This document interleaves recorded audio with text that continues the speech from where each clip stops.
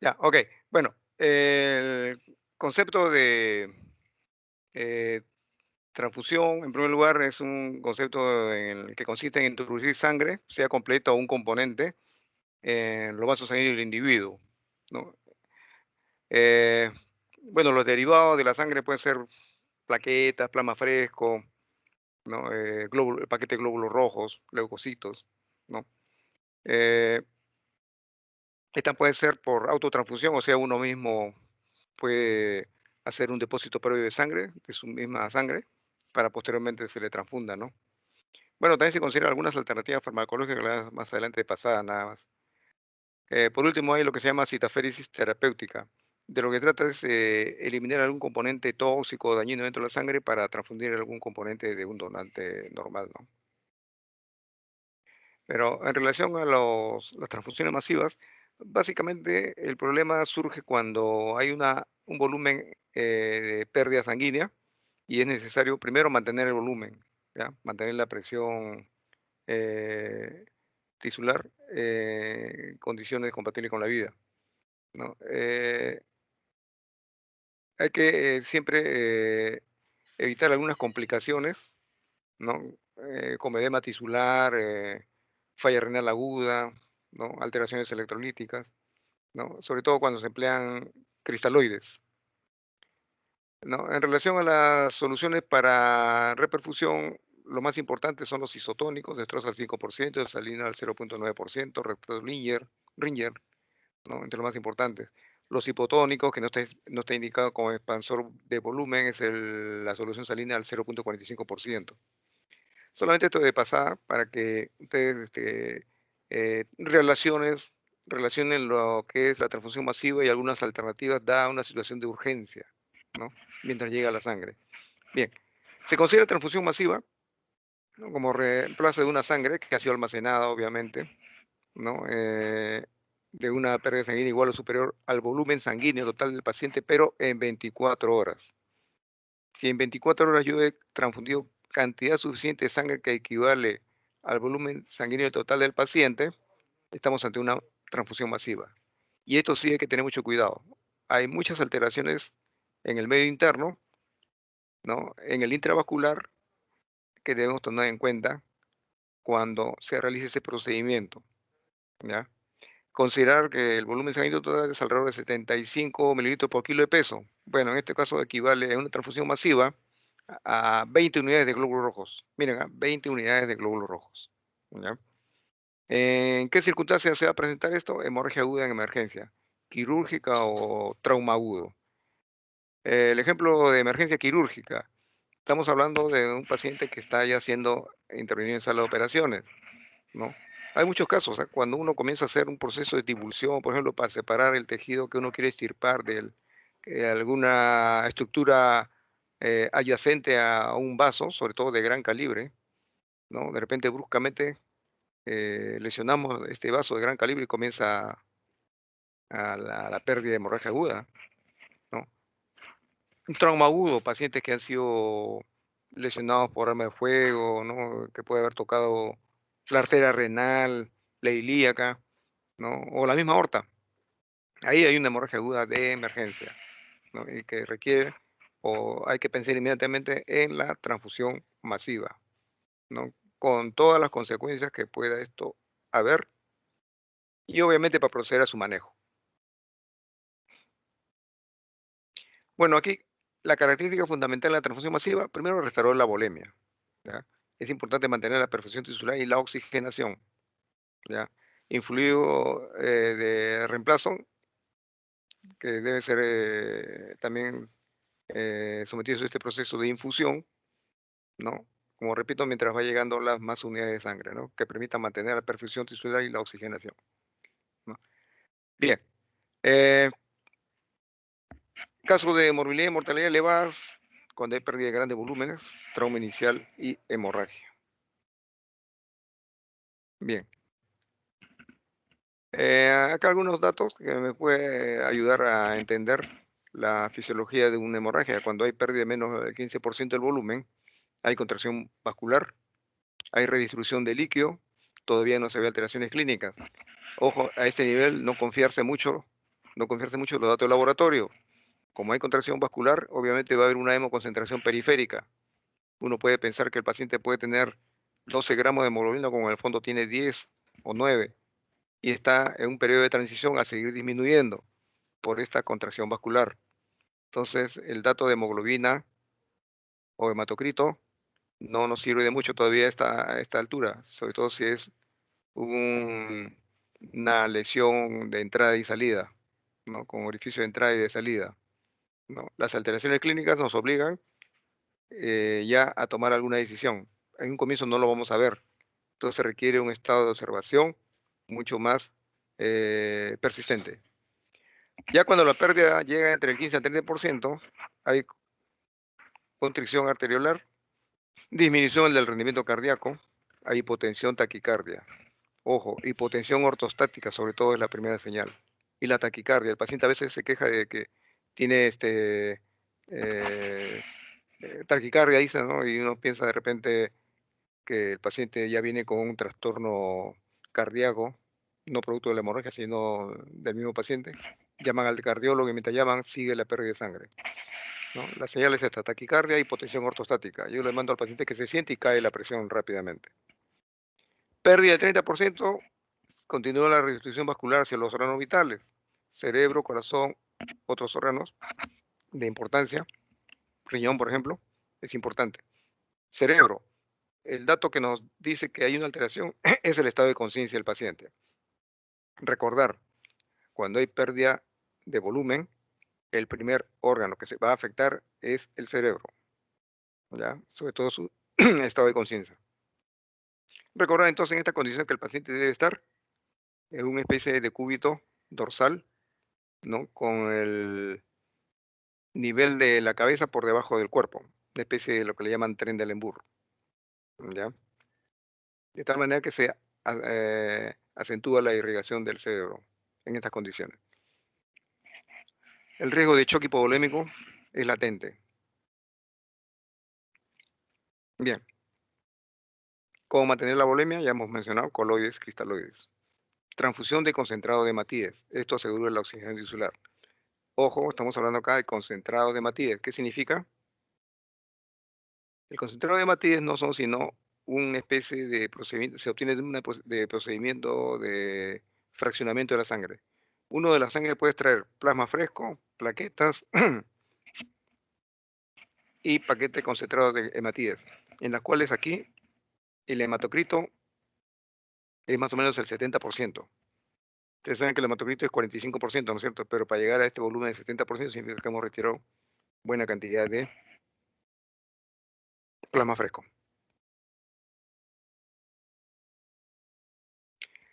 Bien, las complicaciones, esto sí es lo que quiero que pongan mayor énfasis, ustedes más cuidado cuando piensen iniciar una terapia de este tipo, representa el 10% de las transfusiones, ¿no? Y están relacionadas con alteraciones de la coagulación, hipotermia. Recordad que los paquetes de glóbulos rojos están concentrados, están, perdón, almacenados en una conservadora que está entre menos 4 grados centígrados, ¿no? 4 grados centígrados en ese rango. Hay complicaciones metabólicas, complicaciones pulmonares, reacción hemolítica aguda. Esto es lo más importante. De tipo hemólisis de tipo no inmunológica. Si es que no consideramos las condiciones en las cuales se debe transfundir. Hay otras complicaciones, como la coagulopatía disfuncional, reacciones transfusionales, hipocalcemia, hipercalcemia, reducción del 2,3-difosfoliserato, ya ustedes deben saber de qué se trata, esto lo mencionamos en los pacientes con anemia, tiene una función de competir con la hemoglobina en su afinidad por el oxígeno, ¿no? Hay la formación de microagregados también, toxicidad al citrato, ustedes saben que el citrato de sodio es un anticoagulante que está dentro del componente de la bolsa, que permite que no se produzca la coagulación dentro de la bolsa, ¿no? Enfermedades hemotransmisibles cuando no se hace un buen tamizaje, también es un riesgo, incluso en las mejores técnicas de de tamizaje. Hay lo que se llama el riesgo residual. Por ejemplo, por cada 2,5 millones de bolsas que se transfunden en Estados Unidos, hay una bolsa de HIV, hay una bolsa que tiene este virus, ¿no? Es lo que llaman riesgo residual. Bueno, enfermedad de injerto contra huésped, también es otra probabilidad, ¿no? Debido a la presencia de linfocitos, ¿no? En 20 bolsas ya se puede imaginar qué cantidad de linfocitos se está transfundiendo, y estos son los que van a reaccionar contra cualquier proteína extraña en el medio ambiente, en el nuevo medio ambiente que se van a encontrar. Inmunosupresión también sucede en estos casos, porque recordar que la sangre también tiene un efecto inmunomodulador. No se va a ver en lo inmediato, pero sí a posteriori. Bien, en cuanto a las alteraciones de la coagulación y el síndrome hemorrágico que se puede presentar, hay 3 factores que están implicados acá. 1, modificaciones cuantitativas y cualitativas de plaquetas. A partir la cuarta bolsa que yo transfundo, debo estar haciendo un control de plaquetas, porque aquí va a suceder un fenómeno hemodilucional. 4 unidades de glóbulos rojos sin transfundir plaquetas ya me están disminuyendo. Ahora imagínense cómo será cuando transfunda 20. Ya puede entonces imaginarse que las plaquetas van a disminuir, ¿no es cierto? Coagulopatía de consumo, CID, también es otra alteración de la coagulación que va a suceder con estos pacientes. Y dilución de los factores de la hemostasia. Otro tipo de alteraciones, trombocitopenia, ya hemos hablado, dilución de la reserva plaquetaria, alteraciones de las mismas plaquetas en su funcionabilidad. ¿Por qué? Porque está cambiando el medio interno. Puede haber acidosis, hipotermia, hipocalcemia, disminución de calcio, colapso cardiovascular, sobre todo si no hemos manejado adecuadamente la hipotermia, un alargamiento del tiempo de hemorragia, ¿no? Y disminución de la capacidad de agregación de estas plaquetas. En relación al CID, bueno, consumo de los factores de coagulación, consumo de plaquetas, hay exceso de trombina que no ha sido neutralizada. ¿Por qué? Porque el receptor más importante que neutraliza cualquier exceso de trombina, ¿no? Se encuentra también, dada los cambios de la temperatura, del pH, ¿no? Se encuentra en cierto modo inhibida, ¿no? Eh, Se puede producir isquemia tisular por la formación de microtrombos, ¿no? O sangrado por el consumo de factores de coagulación. Por último, hay una fibrinolisis secundaria. Bueno, la dilución de los factores de coagulación, los más importantes, el factor 1, que es el fibrinógeno, el 2, la protrombina, todos ellos también comienzan a diluirse en un medio en donde predomina más volumen de glóbulos rojos, ¿no? Entonces es proporcional al volumen de concentrado de glóbulos rojos y soluciones cristaloides que podemos haber usado en estos momentos, ¿no? Desde el punto de vista del laboratorio, ¿qué se va a alterar? El tiempo de protrombina y el tiempo de tromboplastina parcial activado. Bien.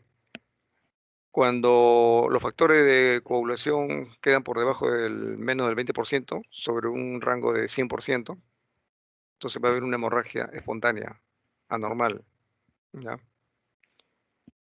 En pacientes traumatizados, lo mínimo que podemos recomendar en la concentración de factores es el 40%, ¿ya? Mucho menos ya es muy peligroso.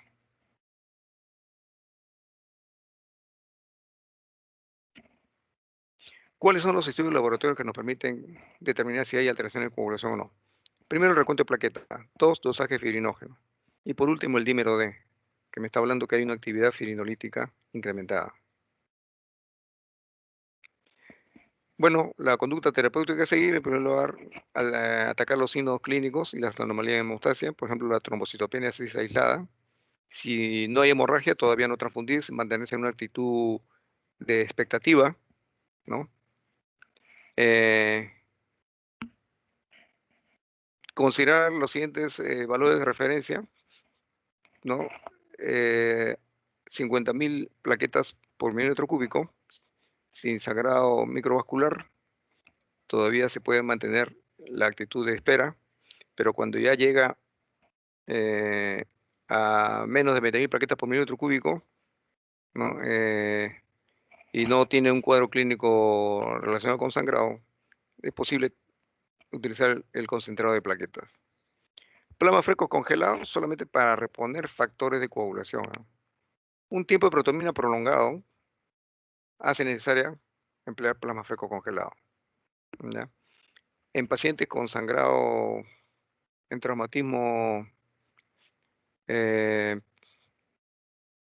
encefalocraniano, ¿no? Hemorragias obstétricas, pacientes con trasplante, es necesario emplear cuando hay un sangrado anormal. Bien, en relación a algunas exigencias metabólicas que se producen cuando hay hipotermia. Mire, recordar que el concentrado se conserva en un frigider a 4 grados centígrados y a veces menos, ¿no? Ahora, la temperatura en vena al momento de hacer una transfusión rápida, eh, bueno, va a tener influencia los 10 primeros grados centígrados, ¿no? Eh, en la baja de temperatura, ¿no? Que equivale a una pérdida de calor en un volumen de 500 ml, alrededor de 15 kilocalorías. Si la transfusión es rápida, y ese es el caso de las transfusiones masivas, la pérdida hay que multiplicarla por 2, se duplica, ¿ya? Aquí va a haber alteraciones de la función cardiovascular, puede producirse arritmias, ¿no? En lo que se llama la fibrilación ventricular. Otras alteraciones, va alteración de la función plaquetaria, ¿no? De repente la parte de segregación no se va a producir, o sea, los agonistas plaquetarios no van a salir expulsados, van a quedar dentro de las plaquetas. Va a haber un desplazamiento de la curva de disociación de la hemoglobina hacia la izquierda, en la cual el 2,3-fosfoglicerato eh, disminuye, ¿no? Y por lo tanto no se está entregando el oxígeno necesario a los tejidos, ¿ya? Aumento de viscosidad sanguínea, disminución del metabolismo hepático también por esta pérdida de temperatura en transfusión masiva, insisto. Bueno, ahí en este caso la conducta terapéutica, calentamiento de la sangre transfundida, ¿no? Alcanzar una temperatura mayor a 35 grados, ¿eh? No es necesario llegar a 37, a 35 y se puede manejar, ¿no? ¿Cuáles son las dos modalidades? Bueno, antes de la transfusión, utilizar calentadores específicos diseñados para este fin. O también se puede hacer durante la transfusión, pero siempre con estos calentadores específicos. No cometer el error de colocar las bolsas en un baño María, ¿ya? ¿Por qué? Porque van a producir hemólisis de los glóbulos rojos que están en la periferia de la bolsa y que están en contacto directo con el baño María, ¿ya? Este cambio brusco de temperatura es lo que va a llevar a una hemólisis, ¿ya? Entonces ahí hay mucho cuidado. Hay unos calentadores diseñados especialmente que son como una especie de serpentín en donde va pasando la sangre progresivamente y se va tomando esta temperatura que deseamos llegar a 35 grados. Bueno, aquí lo que les había mencionado, ¿no? Eh, en las transfusiones masivas va a haber un desplazamiento de la curva hacia la izquierda. ¿Por qué? Porque disminuye la concentración de 2,3-difosfoglicerato, por lo tanto disminuye la liberación de oxígeno, ¿ya? Aparte que hay adenina en las soluciones de conservación que también influyen en lo mismo. Alteración en el equilibrio ácido-básico también. Si estamos ante una acidosis metabólica, se debe a que el citrato, como medio de conservación, no ha sido depurado con la misma velocidad. Va a disminuir el pH. El paciente puede llegar a un shock, ¿no? Entonces, la medición del pH también es importante cuando hay transfusión masiva, ¿ya? Si estamos llegando a una acidosis metabólica, no esperar llegar al shock. El otro extremo también puede suceder, la alcalosis metabólica. Este es cuando se emplea lactato Riller, rico en citrato y lactato, ¿no? Los cuales llegan a metabolizarse en bicarbonato. Cuando comienza a perfundirse bicarbonato, que también va a incrementar, ¿no?, la alcalemia. Pacientes en hiperventilación, ¿no?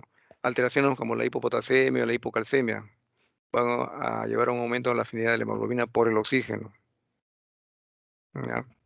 Entonces, en estos casos, evitar administrar bicarbonato, ¿no? Solamente se indica en pacientes que entran en acidosis metabólica persistente. Tampoco a la primera información no hay que usarlo todavía el bicarbonato. Hay que seguir evaluándolos.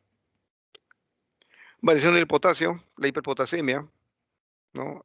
Ustedes saben que en este caso va a disminuir la conducción eléctrica, ¿no? Se va a caracterizar por una onda T picuda, ¿no? Como alteración electrocardiograma, del electrocardiograma. Tratamiento, cloruro de calcio. Bueno, esta es la hipopotasemia, es un caso inverso, ¿no? En este caso, eh, causas, la alcalosis metabólica, presencia de catecolaminas endógenas, ¿no? Eh, reintegración del potasio a hematíes transfundidos, ¿no? O sea, el potasio que se encuentra en el organismo comienza a incorporarse a los glóbulos rojos recién transfundidos. En relación al calcio, hipocalcemia, causas. Quelación del calcio por citrato. O sea, el anticoagulante secuestra el calcio y comienza a disminuir la concentración de calcio en el paciente, en el receptor. ¿Cómo se compensa? Por metabolización, eliminación de citrato o por movilización del calcio sérico, ¿no? La clínica se caracteriza por complicaciones cardiovasculares, un electrocardiograma también es importante, nos ayuda a determinar la situación de hipocalcemia. Tratamiento, administrar cloruro de calcio. Aquí están algunas alteraciones, ¿no? Tanto de la hiper como de la hipocalcemia, ¿no? Observen la onda RS, ¿no? Observen el segmento ST en la hipocalcemia, ¿no?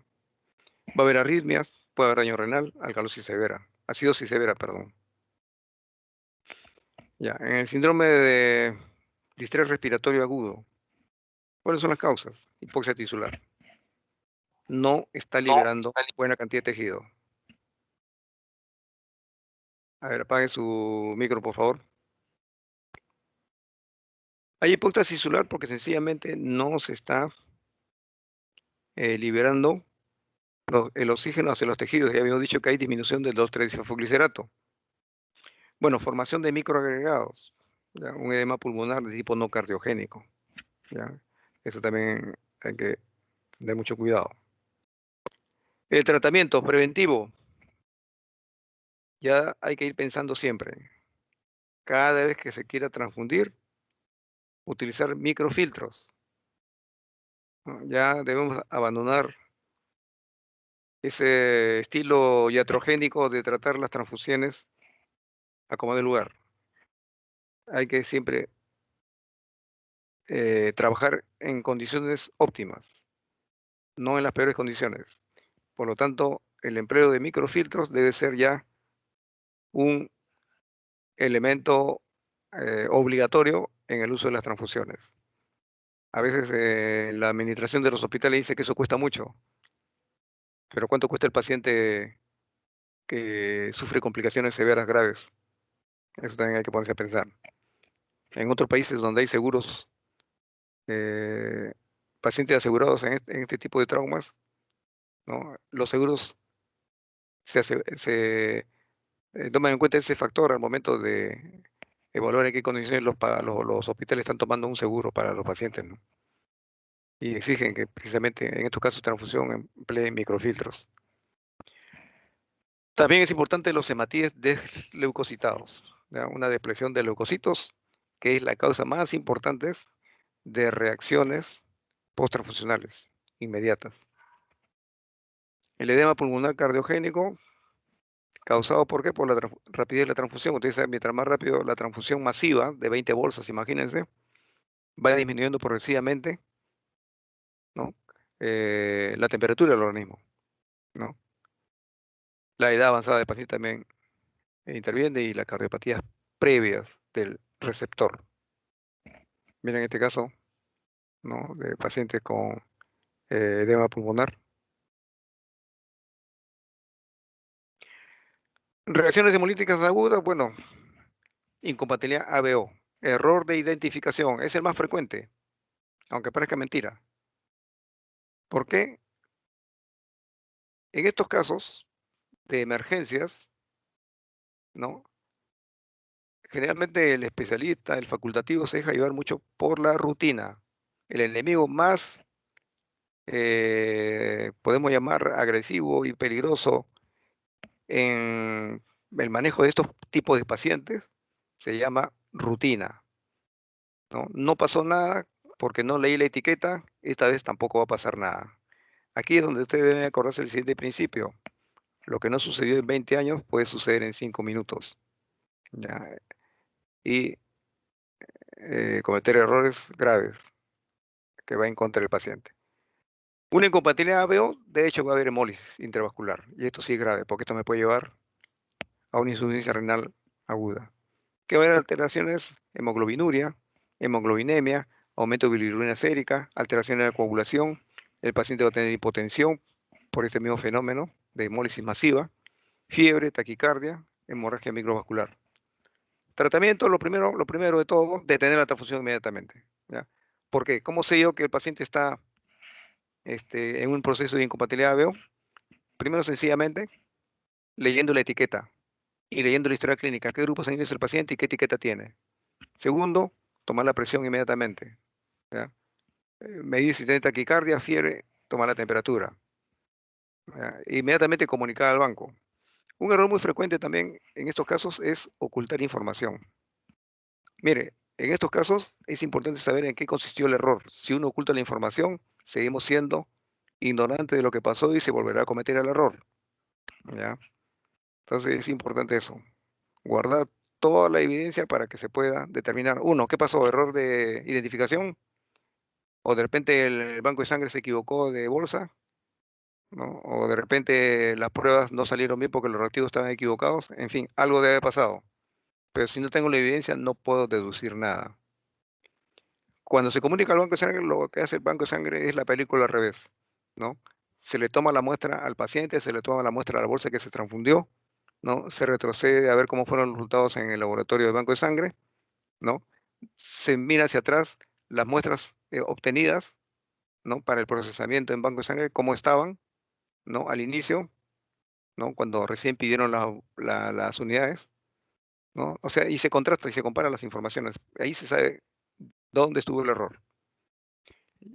Casos hay miles, ¿ah? Miles. Y aunque parezca mentira, son de los más elementales. Bastó con dedicarle un minuto siquiera a detectar la identificación, ¿no? Y nos hubiéramos evitado muchos problemas. Bueno, el tratamiento, aparte de tener la transfusión, fluidoterapia intensa, sin miedo, ¿no? Puede pasarse 1 litro, 2 litros, 3 litros de solución salina a chorro, sin miedo, pero al mismo tiempo diuréticos, ¿ya? Como la furosemida, ¿ya? Que es un diurético de elección en estos casos. ¿Para qué? Para barrer toda esa hemoglobina libre que está en circulación. Y esto nos ayuda a evitar el taponamiento renal, ¿ya? Bien. eh, de repente va a ser necesario hemodiálisis, pero eso ya depende de la clínica del paciente, ¿ya? Bien.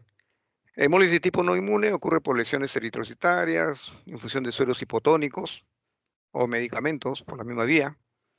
Generalmente los medicamentos se usan en otra vía aparte, no en la que se está transfundiendo. Condiciones físicas, de repente se pasaron de calentamiento o al contrario, había congelación. Contaminación bacteriana también es una causa de hemólisis. Y el tratamiento en este caso, detener la transfusión, investigar la causa para la cual la bolsa debe ser llevada para una evaluación. Y hacer siempre diagnóstico diferencial.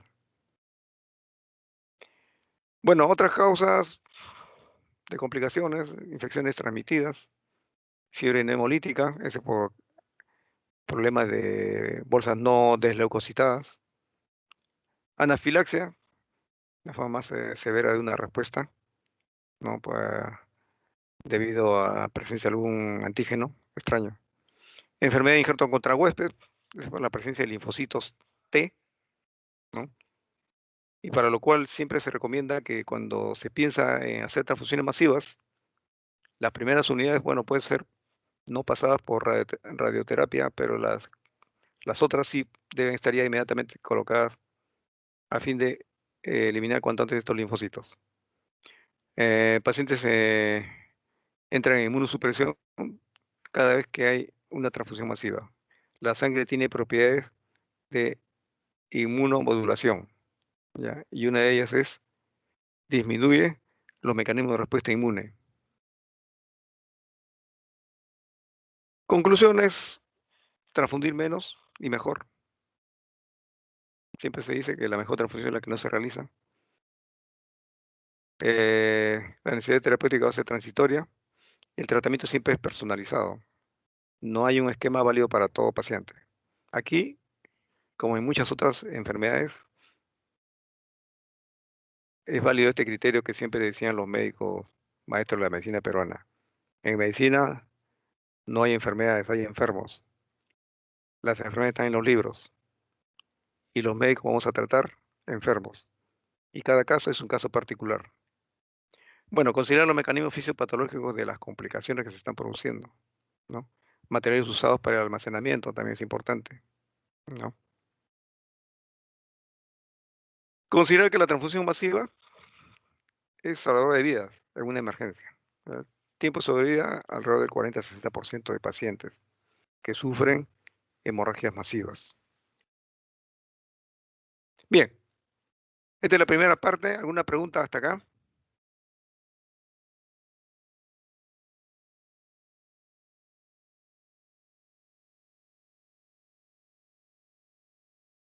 A ver, un break de unos 5 minutos y continuamos.